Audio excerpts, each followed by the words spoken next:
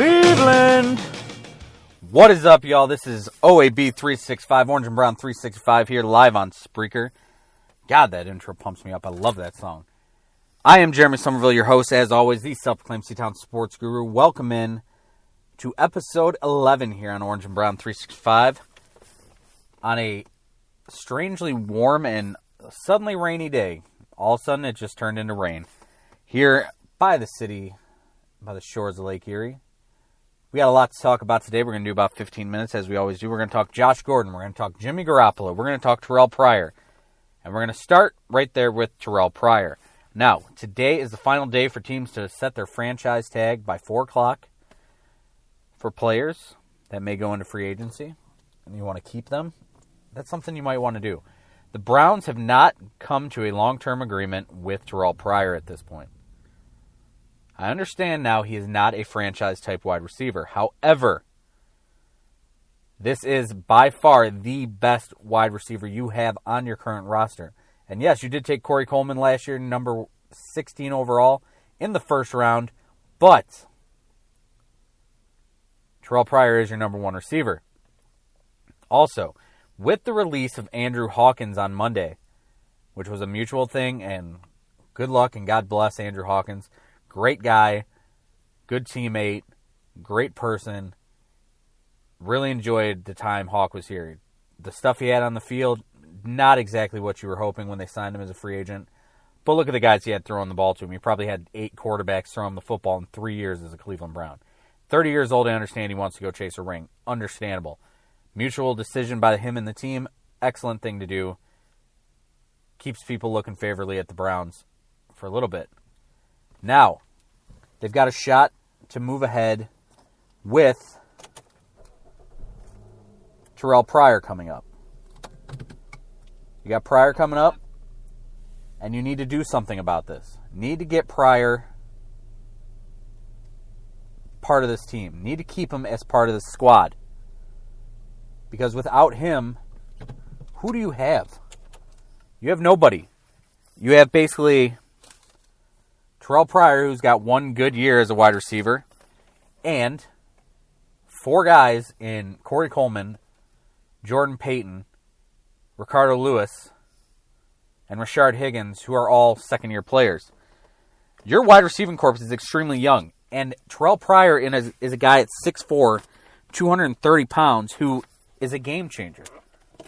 Now, obviously, I said before, he is not a number one franchise type wide receiver. I'm not calling him Julio Jones. He's not A.J. Green.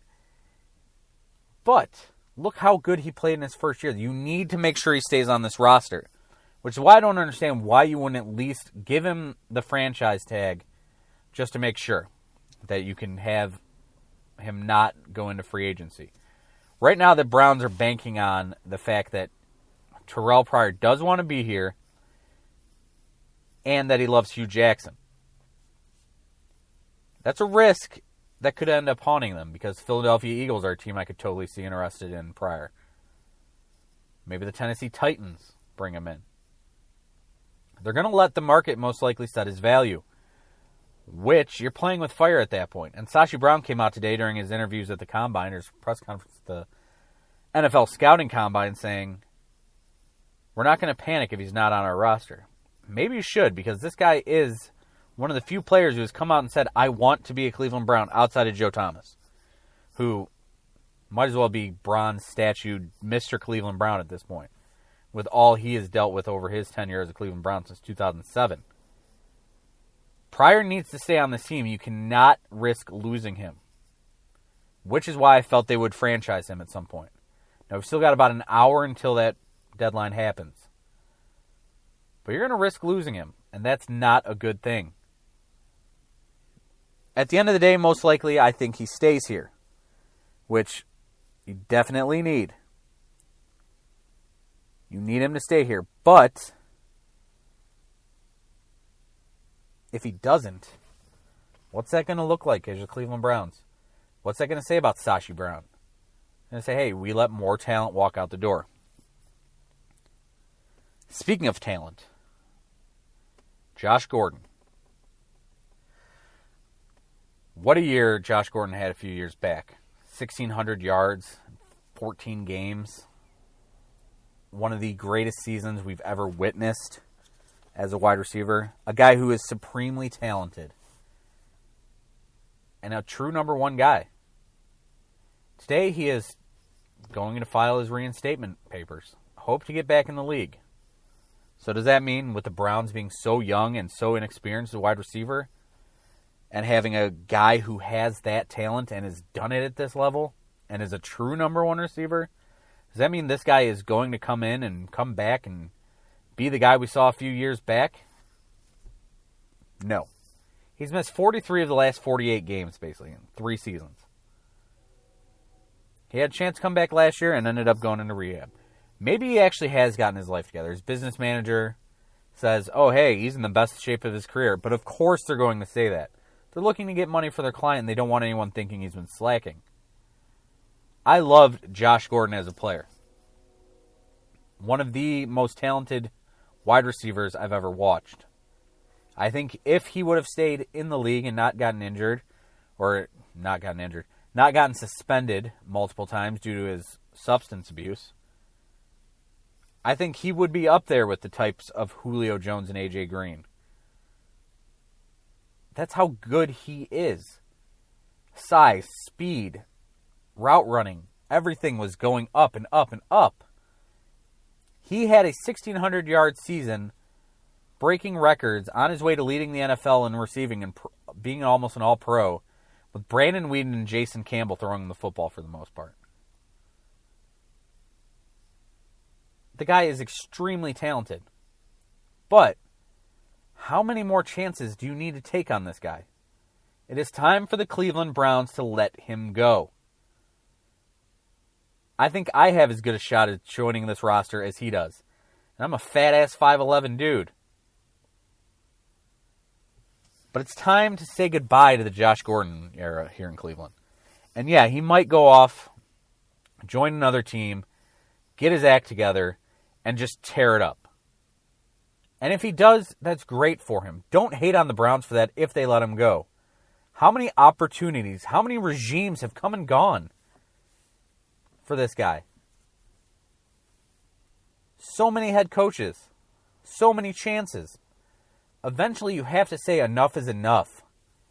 And I believe that at that point, Hugh Jackson is even fed up with it.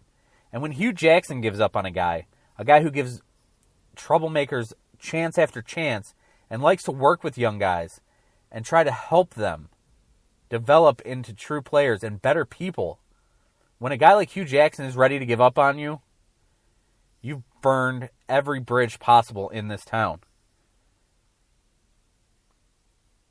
Hugh Jackson was his best hope, and coming back last year and maybe proving that he could be part of this team, if he could have done that, I think he would have had a shot at really turning his image around here. But at this point, if he gets reinstated, the Cleveland Browns need to do whatever they can to get any kind of value out of him. They might get nothing. They might get a 7th-round pick. Because he hasn't played in 3 years almost. And if that's what they take and he blows up, well, shit happens is what it comes down to. For all the talent this guy has, the headache is enough. In a perfect world, he would come back and he would be that guy who had over 1,600 yards. I think it was 1,642 yards in 12 or 14 games. I'm not even going to look it up. I'm just going off the top of my head. I mean, he went for 280 yards against the Steelers. This man is supremely talented. Unbelievable.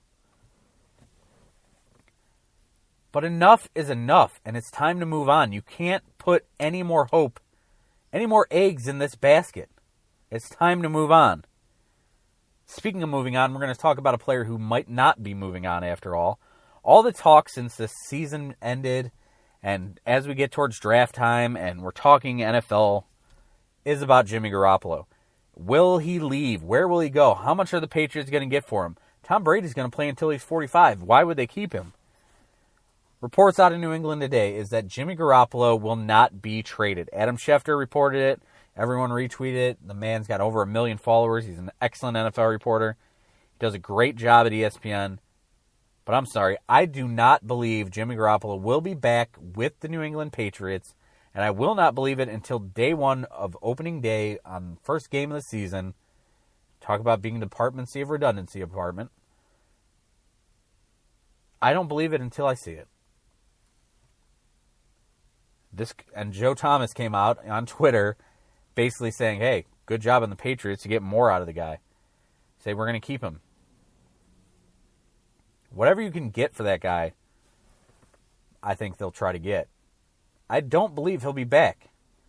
Because if they truly love Jacoby Brissett, like so many people have been saying, and you've got this guy who's going to be a free agent after this next season, yes, you have a 40-year-old Tom Brady. And yes, 40-year-old quarterbacks are where you start going downhill. It's like the 30-year-old mark for running backs. At 40 years old, Tom Brady played one of the best Super Bowls we've ever seen. But how good is he going to be going into his future? And is he going to get injured? Who's going to back him up? If they truly love Jacoby Brissett like they say, then you have a backup there and you can count on him. Yes, many people think Garoppolo is phenomenal and he's the next Jesus of football. He's football Jesus coming in. They're going to trade him most likely. I'm sticking with the fact that most likely he's not going to go to New England. I could be wrong, but I'm thinking they're trying to up any value they can get out of him because any of this first-round pick talk you've heard, it's all been through the media. I don't believe NFL teams are ready to give up a number one pick, especially we're talking 2 from the Niners, 1 from the Browns, or 12 from the Browns, or 3 from the Bears. I don't believe that they're going to keep him. It's just not the Belichick way of doing things.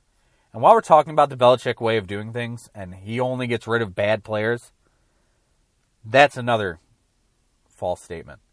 Chandler Jones was just franchised by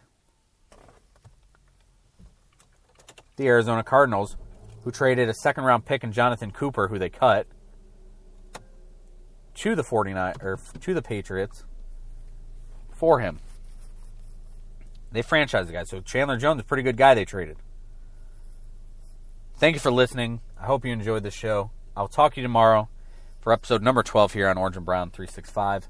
OAB365 at gmail.com is the email. You want to add anything or got anything to say, hit me up on Twitter. Follow me at SomervilleCLE. Check out the website. We got I got some more player profiles up there. Got some other articles to check out. Probably going to post something new today on my thoughts about Josh Gordon.